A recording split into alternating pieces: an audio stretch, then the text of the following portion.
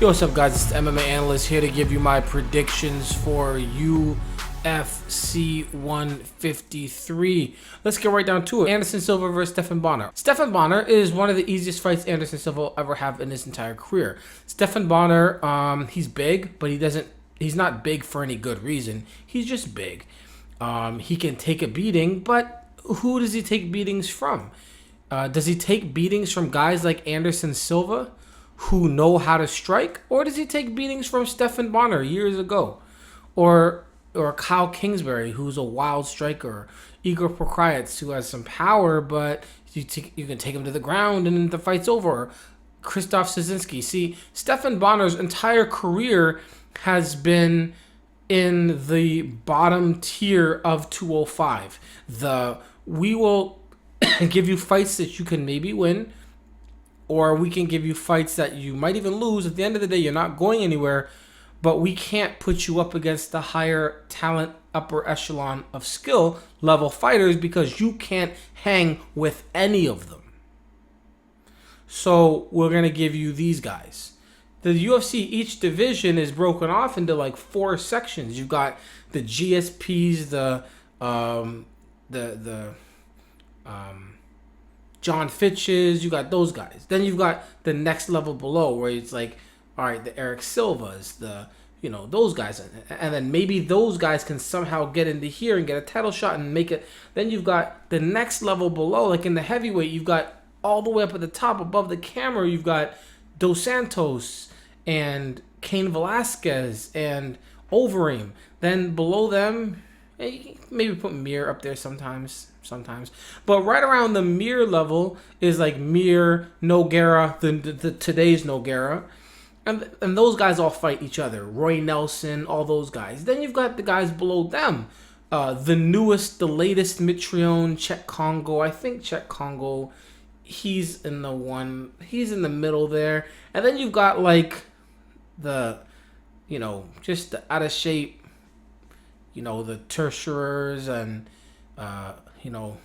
the Kimbo Slices.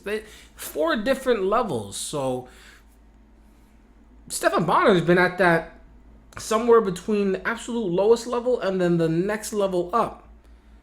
Kind of like it's the UFC, it's the big show, but a lot of these guys are regional level skill or champions at regional level event leagues. Anyways, Anderson Silva is the best of the best, and he can go up to 205 and whoop damn near anybody who's not at that top level. John Jones, he might be able to whoop everybody else. So that's just the reality of it. And so this fight is such a distance in skill level and a distance in everything that Stephan Bonnar is big, but it doesn't matter. Stephan Bonnar can take a beating, but he's never taken a beating from the kind of striker that Anderson Silva is. Never. He fought John Jones, and everybody was like, "Whoa, who's this black dude who just went out there?" But today's John Jones would, who? And that's just the reality of it. He doesn't belong in the same cage as Anderson Silva. However, he stepped up. Anderson Silva stepped up. We get the fight, and it's gonna be an ass whooping. People are like, "Oh, he's never been finished." Who is going to finish Stephan Bonnar? He is tough. That is the thing you give him. He is tough. But who's going to finish him? Was Keith Jardine going to finish him? Rashad Evans, when he was a decision master or wrestler back in 2006? Forrest Griffin, no knockout power at all? Eric Schaefer? The gas John Jones, 2009 Mark Coleman? Krzysztof Szynski? Who's going to finish him? In the UFC, yes, he's never been really finished. But who was really going to finish Stephan Bonnar according to who they gave him? If he would have fought finishers, he would have got finished. And he's facing the best finisher there is in the sport, Anderson Silva. What's he going to do? Anderson Silva is going to go out there. He's going to get calm. He's going to start dancing. And then he's going to put on that clinic, whoop, whoop, whoop, whoop, movements, movement hands, side to side, kicks, leg kicks, push away with the knee, push at the knee, whoop, whoop, move up and down, hands down, boom. I'm going to love every second of it. And somewhere in there, you might have average wrestler Stephan Bonnar lunge at Anderson, and Anderson go pop pop and move out. But yeah, that's it. That's not much to talk about there, but it did take a long time. The whole video is gonna be, damn, I'm at 12 minutes. It's a long video for no damn reason. Antonio Henrique Nogueira versus Dave Herman. All right, so it's like this. Nogueira's old, but he's still good enough. He's got solid hands. His chin, he still takes a beating. David Herman, his cardio, questionable. Striking, wild. Grappling, doesn't matter because it's not like he's going to want to take Nogueira to the ground. End of the day, I see Nogueira winning this fight wherever it goes. He definitely is good enough to move side to side, keep the head movement. He's going to be slow in the feet area.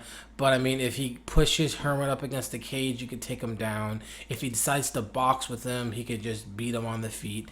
And I see Herman is a tough guy. He's ready to brawl.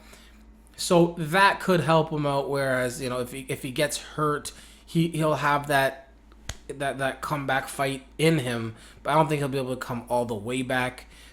This could be a brawl for sure, and it could last a couple solid rounds of entertaining heavyweight action. But at the end of the day, I'm giving it to Nogueira. I think Nogueira is going to win this.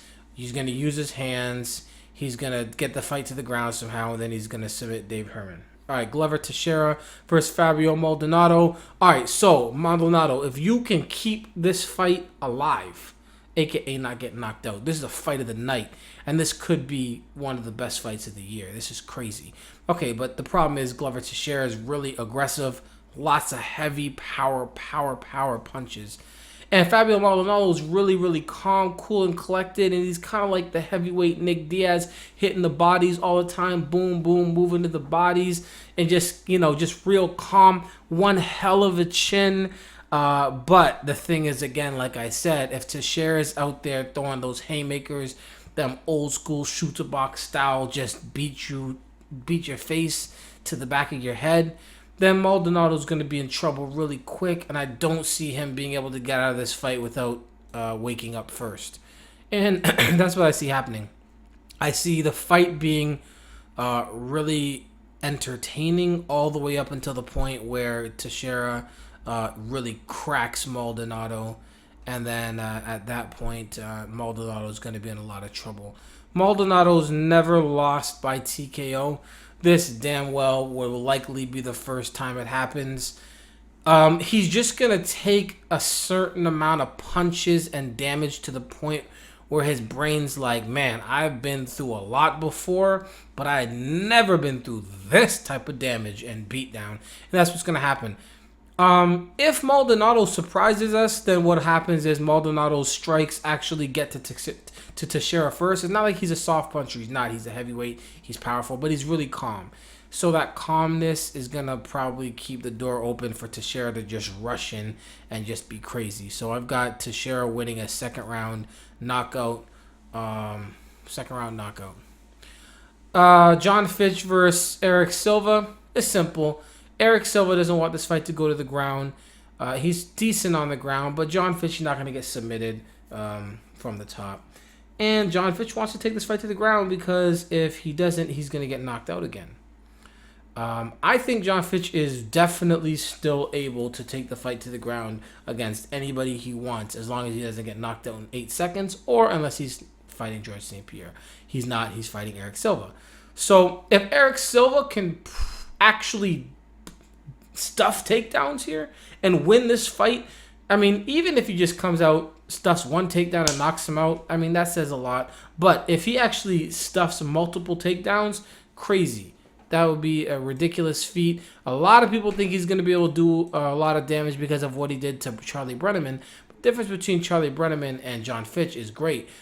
Charlie Brenneman has no game past, I can't get you to the ground. Like, he really fights for that takedown, and then he loses all heart if he can't do it.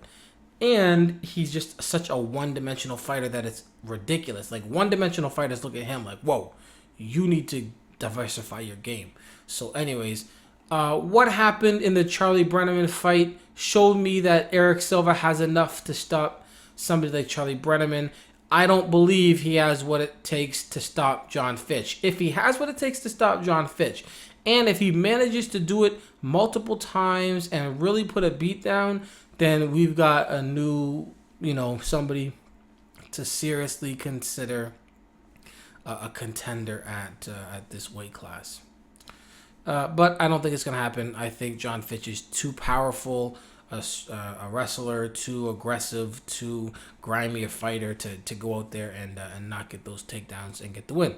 Phil Davis versus Prado. Simple. They're supposed to fight before. It didn't go the way they wanted to. Phil Davis is going to win this fight.